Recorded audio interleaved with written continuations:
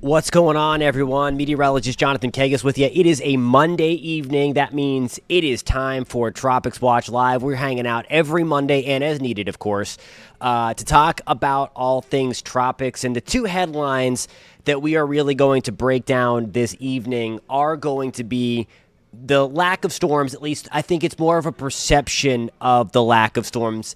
We'll get into that and everything. I have my list here of everything that we want to talk about, so let me change my scenes. What we're looking at now is still Hurricane Ernesto moving through the North Atlantic. The activity, why aren't there more storms out there? We saw all these forecasts early on before the season, and they went nuts with the numbers. So where are the storms? We're going to take a look at that, and that's where I think a little bit of it that's kind of blinding us a little bit as to the peak of the season. And then we're going to look a little bit into the long range to talk about the peak of hurricane season, which we are getting ourselves into. Historically, it's after August 15th and then through October, and then the activity winds down. If you want to stay updated as we get ready through to go through the peak of hurricane season, do me a favor, hit that subscribe button for me. Let me know if this is the first time finding the channel. If you're watching on YouTube, if you're watching on New 6 Plus, welcome, and on clickorlando.com as well, and the Hurricane app and the News app. So we're coming at you live on a lot of places, and of course, we are doing it to keep you updated. And if you have any questions, it's a conversation, I like to say, as we are talking through some of the science and meteorology. No hype, no scare tactics, none of that stuff. We're going to talk about why the forecasts were so high early on and why aren't there more storms? And again, I think it's more perception than anything. We are going to get into it, and we are going to start, of course, in order here with Hurricane Ernesto. It is still a hurricane at this hour as it moves through the cooler waters of the North Atlantic. So we're focusing on Newfoundland. Thankfully, we are going to miss a direct hit, but some pretty nasty weather coming in on the eastern and northeastern side of Newfoundland right now. Some big waves crashing through as well. We're going to take a look at some of the wave heights coming up in just 1 second. In terms of the tropical storm force winds, we're likely going to just be outside of that on St. John's. Most of this should go in this direction. That's the center where the red indicates the hurricane force winds are at.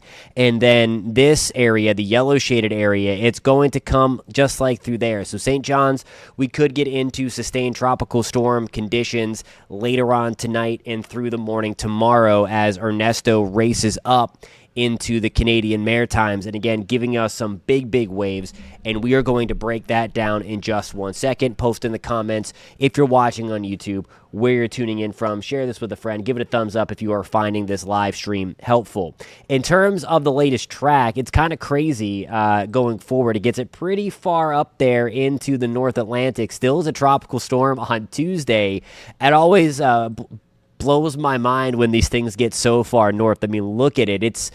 We could have impacts into the United Kingdom, even Ireland. It would be post-tropical at that point, so no longer a scientifically or meteorologically tropical system, but still by Wednesday, still forecast to be a tropical storm in no man's land in the middle of the North Atlantic en route to parts of the UK or even Ireland as it works through Thursday into Friday as well. So it's kind of weird. Keep that in mind. Every now and then, we get these storms to work their way across the North Atlantic like that. So going forward, I want to show you some of the modeling here, and kind of in the same deal as they all some of these do some weird stuff and kind of loop it. That's more the climatology ones, but you see the kind of grouping of the models taking, again, a non-tropical system or a post-tropical system, still a formidable one at that, into the northern side of Ireland, Northern Ireland close to that, and then, of course, getting into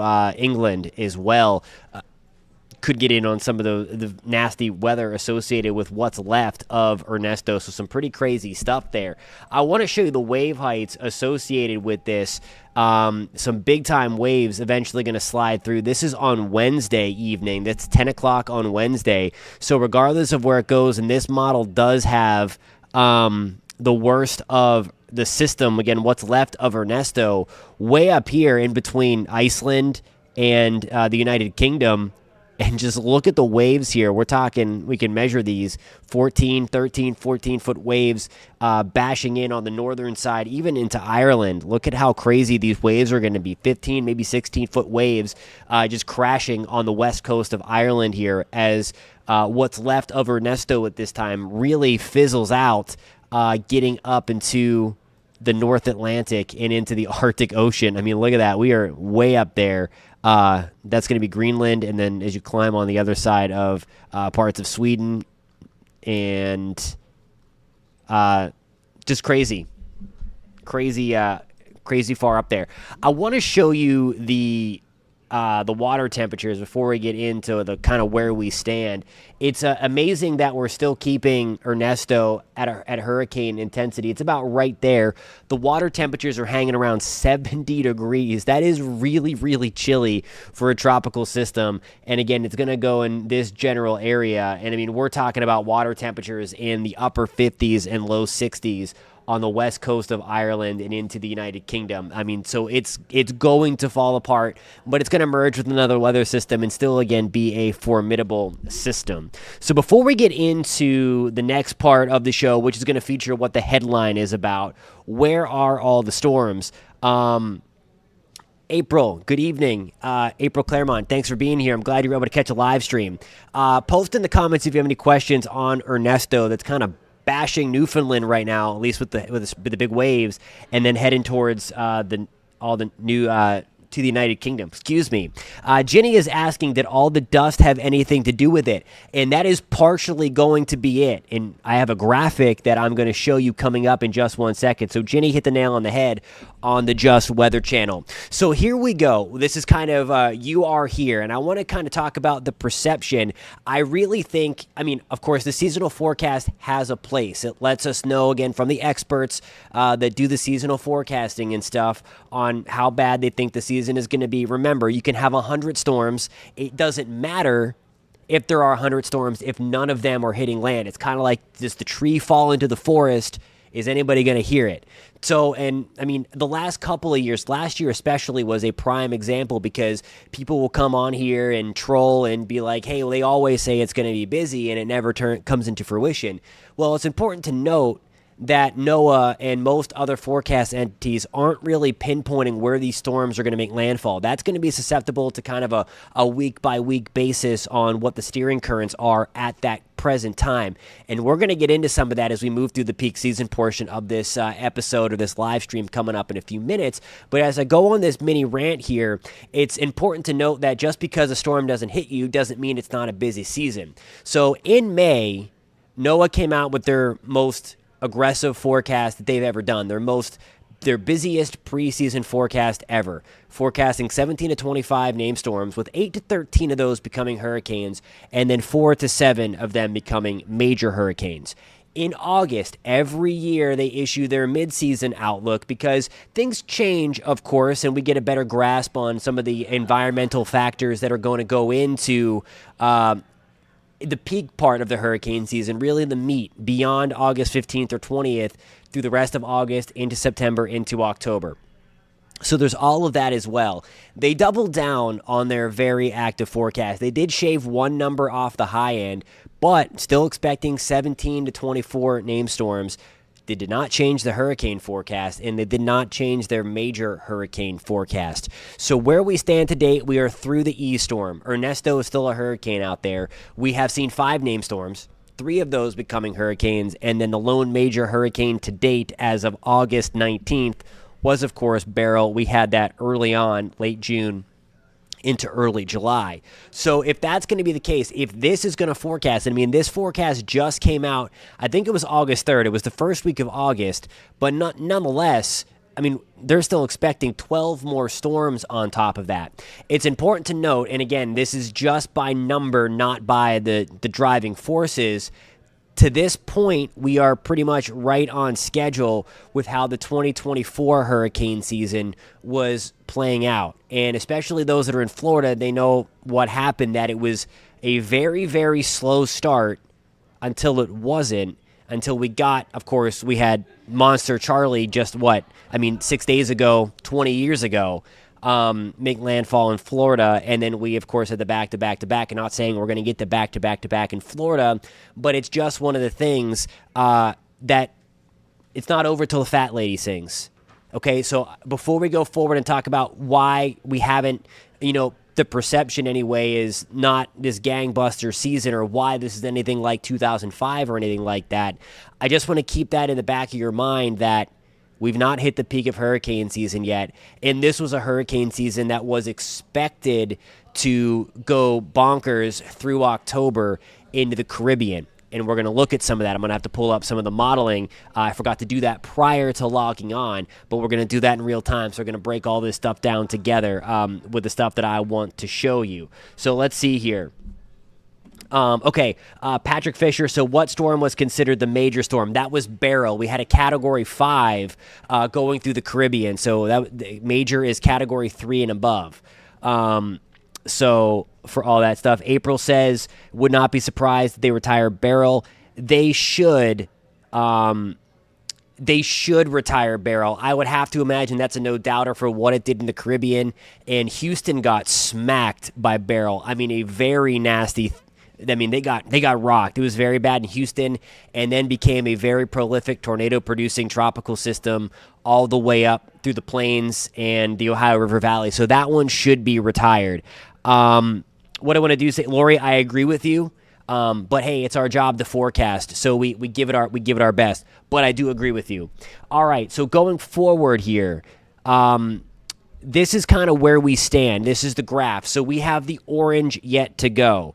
Now notice we are a little bit more than halfway through hurricane season, but notice that those lines go higher. So again, we still have the bulk of the activity to go.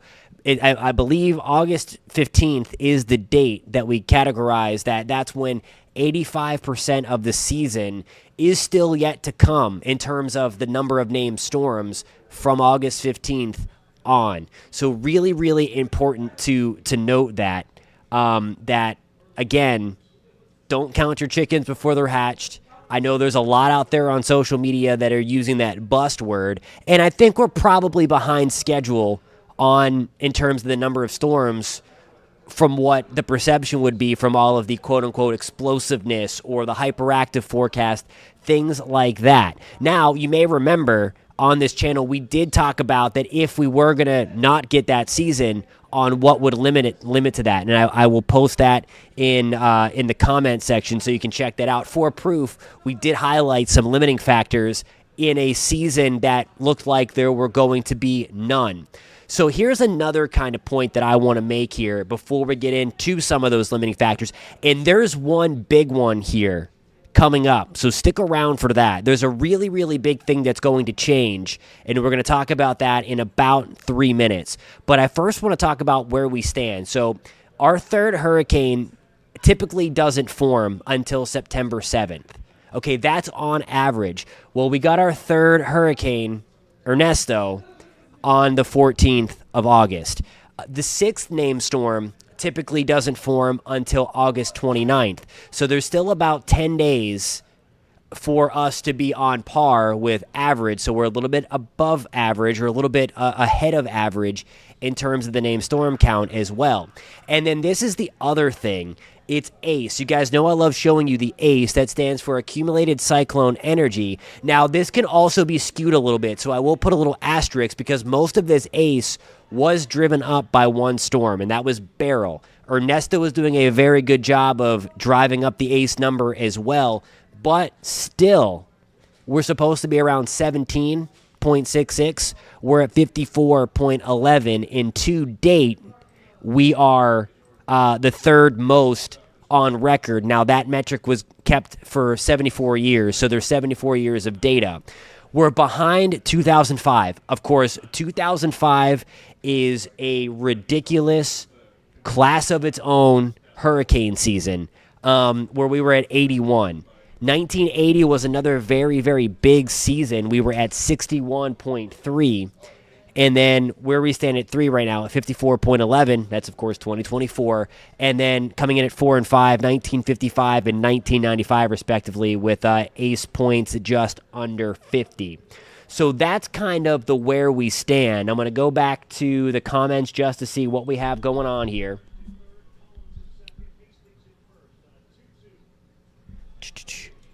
And this is a really good comment. I'm going to pull this over real quick. So I got to pull up my social generator. So bear with me 1 second because this is a great comment. And this is exactly the point that I'm trying to make. April says, I don't understand how 5 out of 5 named storms already that have made landfall could be called a bust.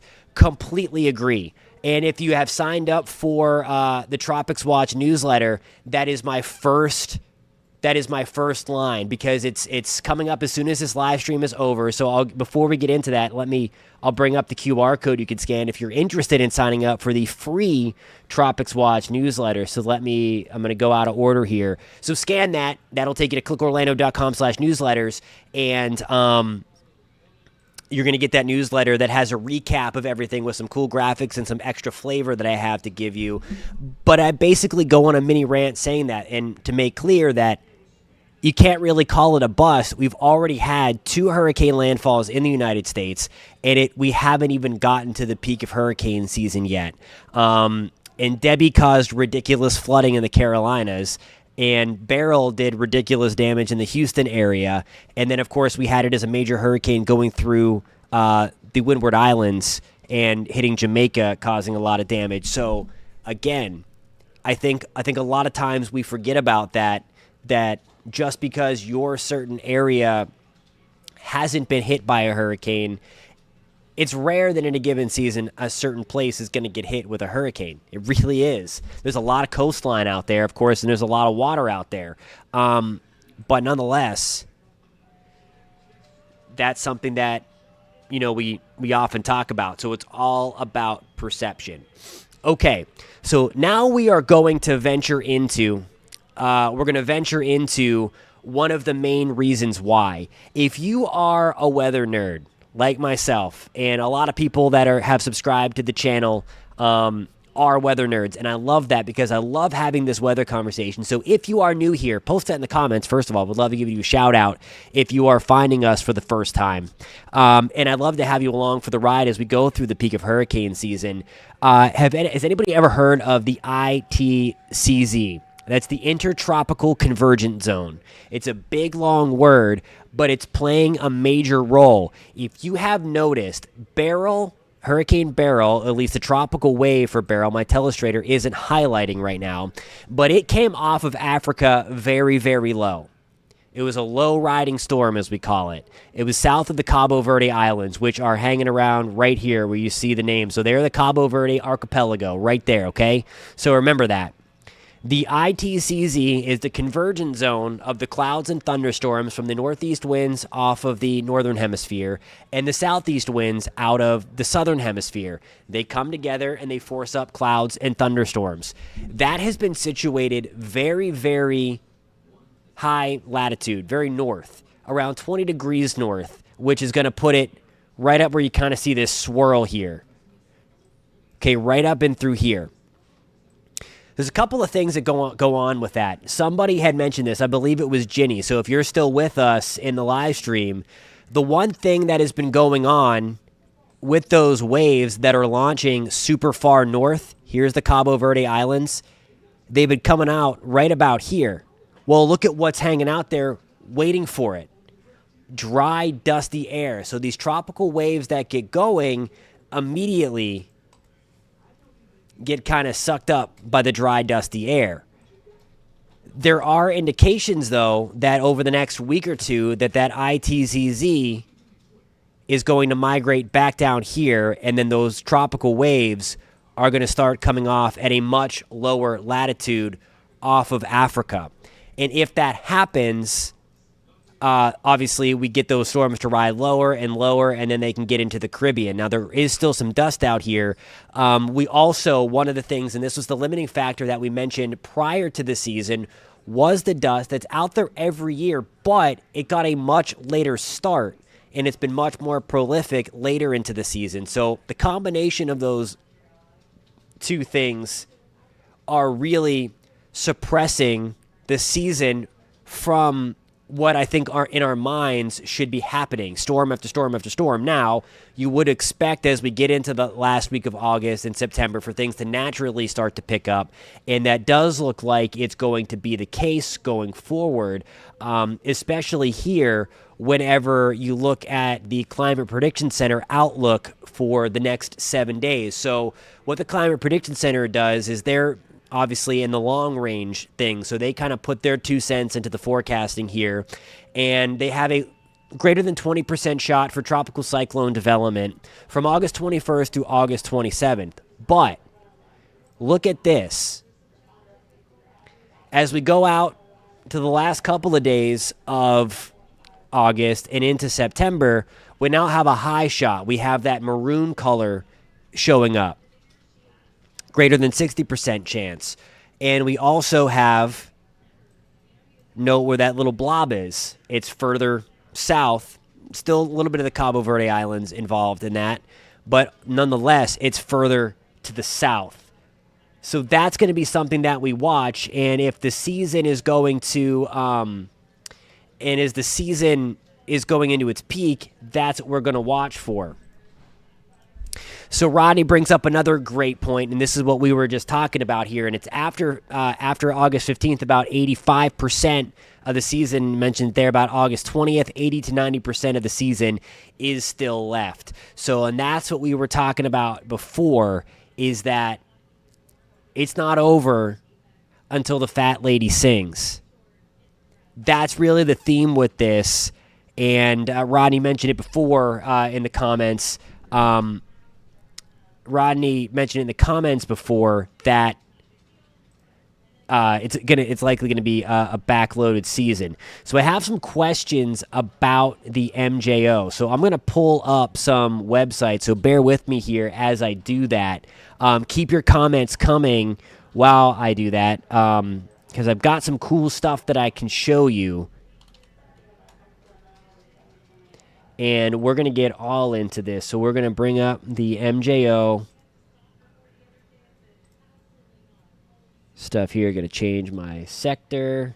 And I'm working out on tropicaltidbits.com. It's a great, great website. I'm sure a lot of you guys know about that website already. We're going to go to that. Okay. All right, so I got one of the things that I wanted to show you up, and this is basically going to be the MJO comparison. The other thing that I wanted to show you is also on Tropical Tidbits, and that is going to be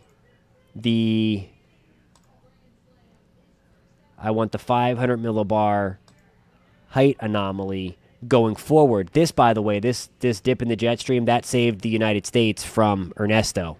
So you can thank that very rare dip in the jet stream, or else this would have likely come to Florida or the Carolinas, Ernesto. But that was there. So that's, again, that's why you can't it's hard to forecast where the landfalls are going to be. So we're going to get back to that in a second, because a concerning steering pattern is also going to likely show up. So the question was, can we get storms even with the MJO in its positive phase? The one thing that has happened, and I think I'll whenever a forecast doesn't go right, I'll take ownership for that. I believe it was 3 weeks ago in early August or late July that I said, okay, watch for the middle of August. Mid to late August, we should start to see the flurry of activity. Well, we haven't seen that yet. It was forecasted the MJO was going to come from the Pacific, which there were 4 active storms at that time, and then work on through the Atlantic. Well, it kind of collapsed. So it really never made it here and really never gave it its thing. So, I mean, that is a positive. So we missed out on that part. So, again, that is a good thing, of course.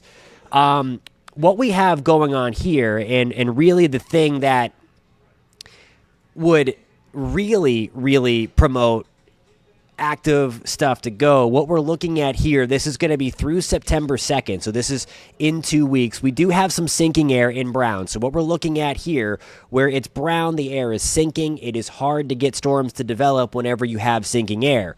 But notice from about the Lesser Antilles to Africa, we have rising air, and a lot of it. That's the anomaly. We also have, this is Africa here right by my head where my mouse is. We have what we call a big time standing wave. I just added big time in there. And what this is going to do is it's going to keep on generating these thunderstorm complexes over the African plateau and then send them out as tropical waves through the Atlantic. So that is through the first week of September. This is through September 9th. So we do lose some of that sinking air a little bit. We also still have the green over Africa. So notice that standing wave, the anomalies came down a little bit. We also have that there. And then really there September 6th through September 16th, we now have kind of the back end of that wave pushing over. And then, I mean, maybe we quiet things down again by the third week of September. And then we'd have to watch for this because the MJO is really, really cranking over the Indian Ocean if that came back around in October.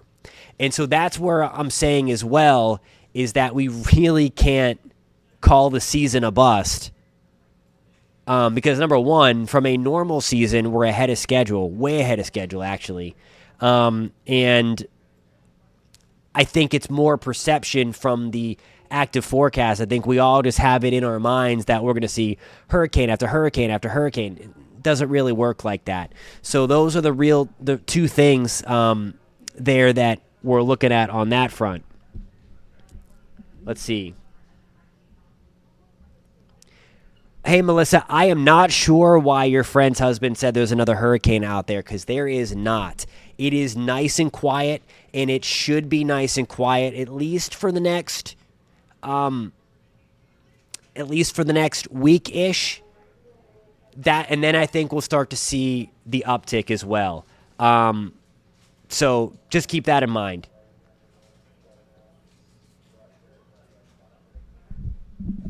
Hey, Jose in Winter Haven. Good to see you, my friend.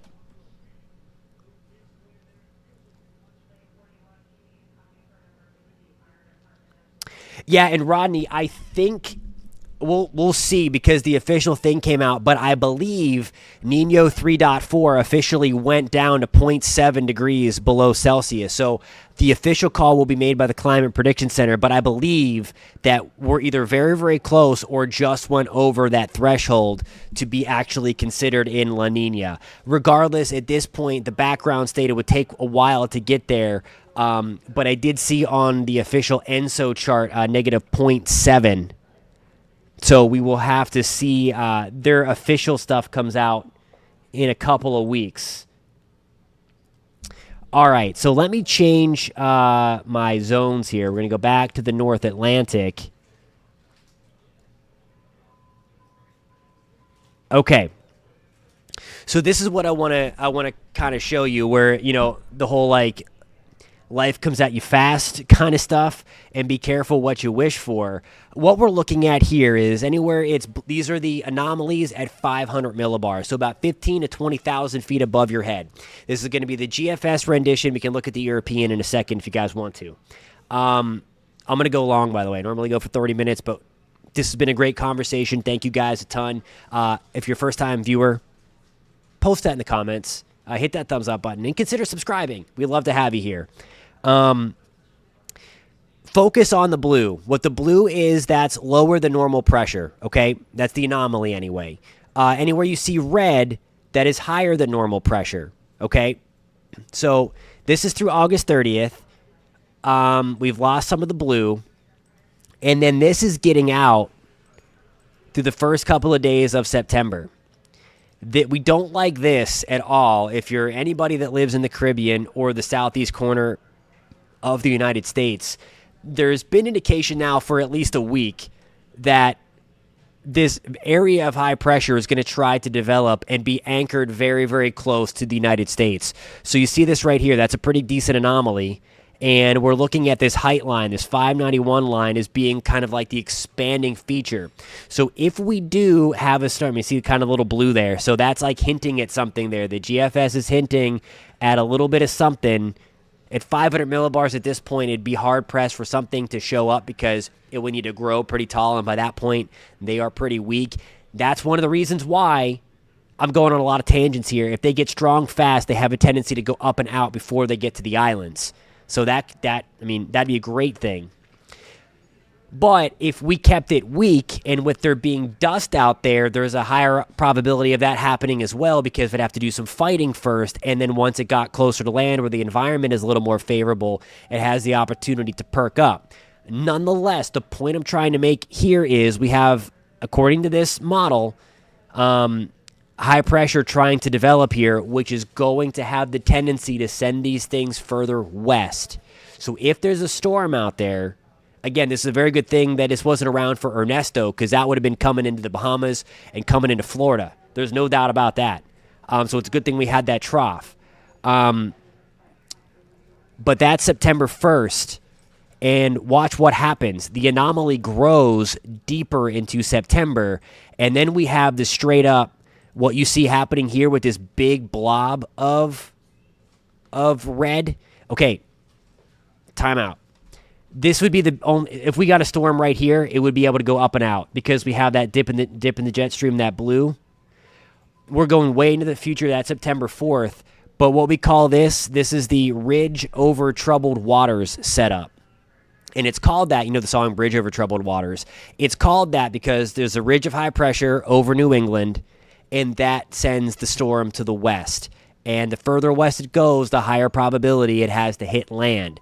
So, looking at the steering currents, we do not want the season to get active by any means, because that is going to have the higher probability to send that thing into the Caribbean or send that toward land somewhere in the southeast corner of the United States. We'll take a look at the Euro as well. The Euro is certainly not as pronounced. So that only goes through August 29th. That is why. It doesn't go out as far. So that's why. So it doesn't go out. You can look at the European ensemble. I think that goes out a little bit further. And it's there. So we have that ridge kind of building a little bit further to the east over New England and over the Canadian Maritimes. And then same deal. So anyway, the point I'm trying to make is don't test Mother Nature and keep that B word to yourself, that bust word to yourself. Because while I think perception has it that we should be more active than we are right now, the Atlantic is primed. It has been primed, and that has really led to the exploration of, okay, what's going on? We should have more storms, and it's likely because of that ITCZ position lifted at about 20 north, sending the tropical waves too far north off of Africa. I mean, again, that's all a positive. Like, don't get me wrong here. It's a good thing that we haven't had these waves materialize, and they've been gobbled up. Post, again, Beryl and Chris, and we did have Ernesto materialize and really bring a lot of heavy rain to Puerto Rico. We can't forget about that either. But when you see a setup like that, that's where you really do not want storms to develop. And we can see, we can check out the model itself. I've not looked at the latest run. We can go to the surface view.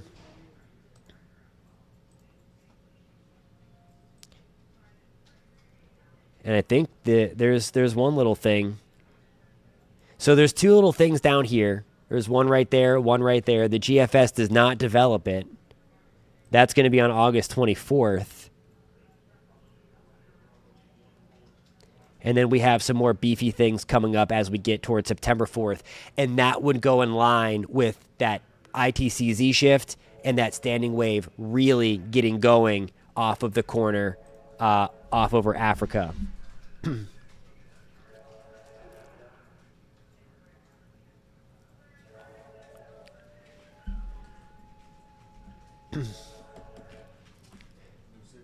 All right. So let me bring in a few more comments before we head. My voice is not lasting long tonight. It's Sunny in Florida says that fishing in the Bahamas has been terrible. Water too warm. Absolutely. It's crazy down there. So, again, that is a no-go, too. We don't want all that stuff, and that goes into Rodney's point there. It only takes one to ruin your day. And especially with an upper-level pattern like that, it's got a higher opportunity to hit land. Oh, thanks, first-time viewer as well. I appreciate you tuning in. Good to see you.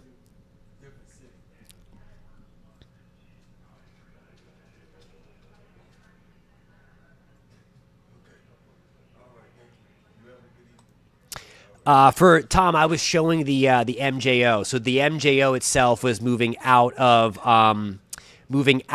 the Indian Ocean at that point. So that standing wave kind of turning into the MJO there, and then kind of residing, and then moving into the South China Sea. Hey, Nancy, good to see you. First-time viewer from St. Lucia. Hope you guys are doing well. Hope everything is okay after your storm. It was. So, and that's the other thing, too. So, thank you, Rodney, for all of the good points tonight. And pretty much everybody that has commented. April's brought some good stuff. It's Sunny in Florida has brought some good stuff tonight. Twilight Firefly 100 has brought some good stuff. Thank you for the comments. It keeps this rocking and rolling in the live stream, so I appreciate you guys a ton. It was kind of that same naked swirl, if you will, that it was battling that drier air. And then it developed once it got free from that drier air. So if it wasn't for that, Debbie would have been stronger, no doubt. And thankfully it wasn't. But that was one of the reasons why. So in those waves that I kind of showed you guys, in these ones here, let me take you back to the GFS, where it doesn't develop them. See, watch the little flare up. Let me get back. I think it was the 24th. So there's like a teeny tiny flare up right here, then another one back here. The GFS is predicting that those waves kind of lose the battle with the drier air. Okay, but then it kind of loses them. Still, those tropical waves kind of move into the Caribbean or Southwest Atlantic. If they're still there to get some thunderstorms going out of those waves, then it could develop quickly because, as a bunch of people noted, the water temperature is really warm in the Caribbean and Southwest Atlantic. So appreciate you guys. Eden Perrin says water has been cooler than usual off New Jersey. And that's probably due to, wrong thing. That is probably due to, let me get back to, when you have that high pressure anchored, it does help to, the air is a little more dense and everything, and it's harder to heat it up. And also just how the water's churned up from Debbie. And yeah, we'll kind of say goodbye on this one in April. I am super sorry to hear that. But south of Tampa Bay, and this was the whole thing. You guys set up under, we were live for all of that flooding and got set up under, we call them training thunderstorms. So the circulation was obviously way to your west, but it was yanking all of that Gulf moisture up and developing all these thunderstorms and just rain after rain after rain. And then there was also some storm surge along the coast. So all of that stuff. So it was bad. I am so sorry you had to go through that.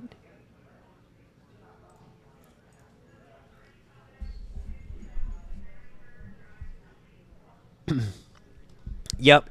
All right. You guys are awesome. I'm going to bring Kenny over, and then it's to the point that sometimes it's like a Midwestern goodbye where I say bye, and then I keep talking for another hour.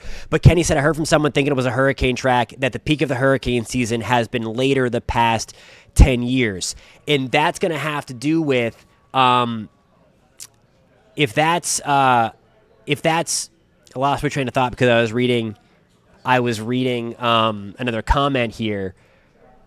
That's because the water temperatures are so warm that we keep the ingredients there for a longer period of time. So yeah, we are talking about, but we are talking about the extreme water temperatures, and now pretty much everything has recovered from Beryl in terms of the water temperature in the Caribbean. So the one thing we like about activity when it doesn't get too strong, of course, that it keeps the cooler water upwelling, and then it makes there less fuel. With these sizable breaks like that, unfortunately, we're going to be more susceptible to these things strengthening, and that's why I believe that the Hurricane Center did not change their forecast. Barbados Weather Channel says hurricane season may not be above average in the sense of named storms, but it can be very active in terms of major hurricanes. And that's the thing. Quantity versus quality. And quality is obviously a bad thing. And I always use 2020 as the example. There were a ton of storms in 2020. But there were only a few really nasty ones, and that was really backloaded to the point of Kenny's point, that we got a lot of the nasty ones in 2020 late October, even November, especially into Central America. Maria says September is a big month. So I am really glad. And I mean, we've had these conversations before. I'm really glad that pretty much everybody on here that came to this weather conversation we like to have every Monday night knows what's up, knows that bust word should not be used because people have been impacted significantly by the storms already, and that you can't really use that word in terms of named storms until we get to November, because we've had storms like Michael in October, Matthew in October, and countless other very, very big storms in October. So I know you guys know what's up, and it makes me super happy that you guys know that, and we're going to hope that we get the fish storms, that they curve before any kind of land the rest of the season. And I would love if this turns out to be a quote-unquote bust. Alrighty, guys. Thank you a ton for being here. Again, I'll show you one more time the Tropics Watch newsletter. I'm about to send this out. ClickOrlando.com/newsletters. You can scan that QR code. Sign up. We have a lot of newsletters on Click Orlando. We're based out of Central Florida, so that's why the website's Click Orlando, by the way. So you can head there and sign up for that if you want to. It's free, so no pressure. And you can get visited every Monday and then as needed. And then if you want to hit me up on social as well, there's all my stuff. I'm super responsive on YouTube when we post the long-form content, of course, and through the live chat. So any questions, feel free to hit me up. It's a weather conversation. This is a growing weather community. I love talking weather, and I love talking weather with you guys. So thank you for bringing all the comments, the questions, the super helpful insight to make this channel possible and to make the live streaming possible on Monday and beyond. Appreciate you guys. Stay safe out there. We will catch you next time and through the week with some of our long form content. Be safe, guys.